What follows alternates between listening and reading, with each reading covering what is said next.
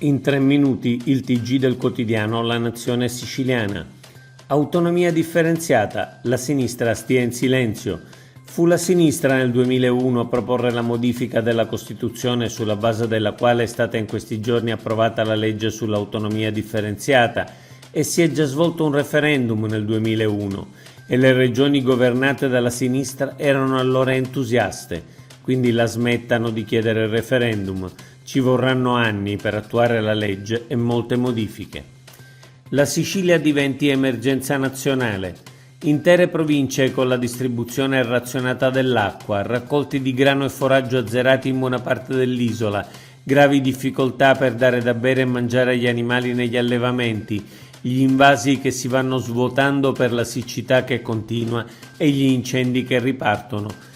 Forse è arrivata l'ora che la Sicilia diventi davvero emergenza nazionale per l'intero paese.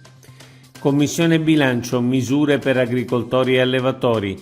In Commissione bilancio dell'Ars ha approvato un pacchetto di misure a sostegno di agricoltori e allevatori, 10 milioni di euro per indennizi alle aziende produttrici di foraggi e cereali, 10 milioni per le aziende di allevamento per l'acquisto di foraggi e 15 milioni per contributi da destinare ad opere idriche come vasche, pozzi, pompe e impianti irrigui. Istat, il tasso di fecondità. L'Istat ha pubblicato i dati relativi al tasso di fecondità in Italia e nelle regioni nel 2022.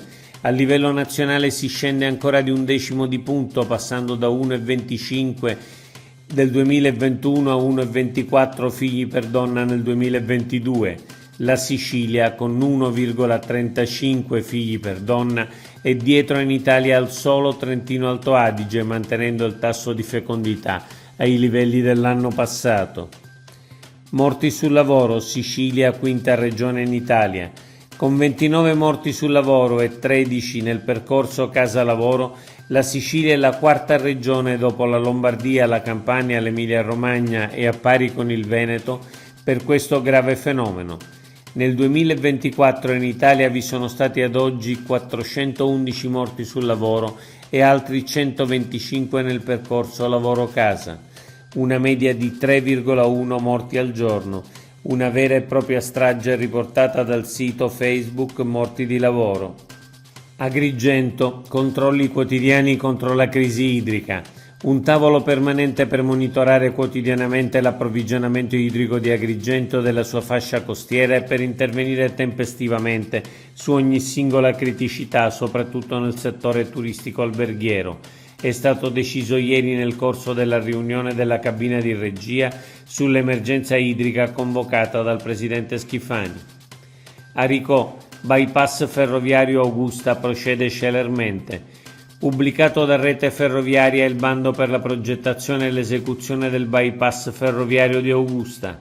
È un intervento fondamentale, ha detto l'assessore regionale Aricò, in vista del completamento della linea Catania-Siracusa e consentirà di ridurre i tempi di percorrenza con l'eliminazione di 3 passaggi a livello e le interferenze con la viabilità cittadina.